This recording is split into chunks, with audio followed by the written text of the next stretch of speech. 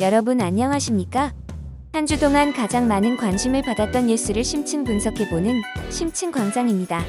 이번 주는 국민의힘 전당대회에 대해 심층 분석해보겠습니다.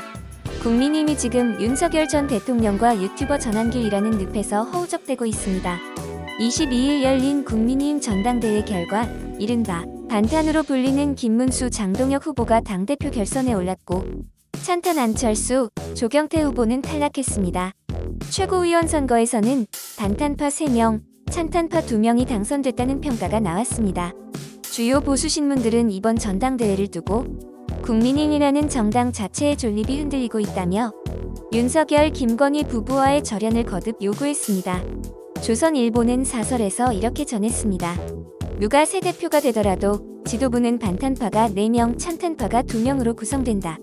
국힘은 대통령이 탄핵돼도 대선에서 참패해도 바뀐 게 없다. 야당의 재건을 바랐던 국민들은 실망할 수밖에 없다. 또 이렇게 지적했습니다.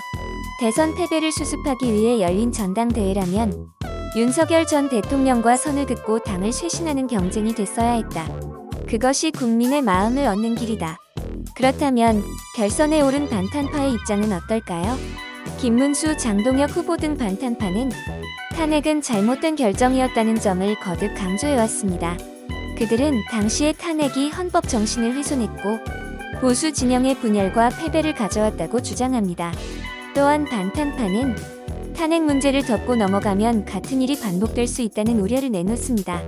즉, 과거를 외면하기보다는 탄핵은 부당했다는 입장을 명확히 해야 보수 정당이 뿌리를 바로 세울 수 있다는 겁니다. 특히 이들은 윤석열 전 대통령을 다시 품어야 한다는 목소리도 냈습니다. 윤 전 대통령을 지지했던 당원과 보수층이 여전히 존재하는 만큼 그들을 배제한 채 새로운 세력을 만든다는 것은 현실적으로 불가능하다는 주장입니다.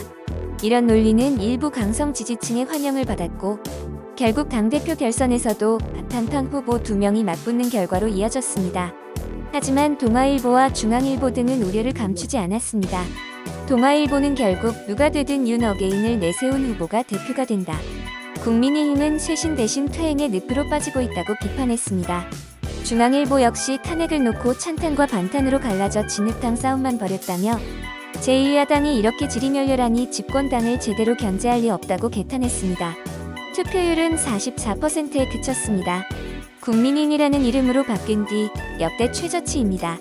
정리하자면 찬탄파는 탄핵은 이미 끝났다.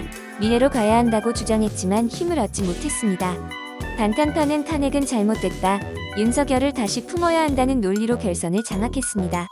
그러나 언론들은 한 목소리로 국민의힘이 탄핵 논쟁의 굴레에서 벗어나지 못한다면 민심과 점점 멀어질 수밖에 없다고 경고하고 있습니다. 보수 언론까지 등 돌린 국민의힘. 내란 정당의 프레임을 벗어나 전통 보수라는 명예를 되찾을 수 있을까요? 댓글로 의견을 남겨주세요.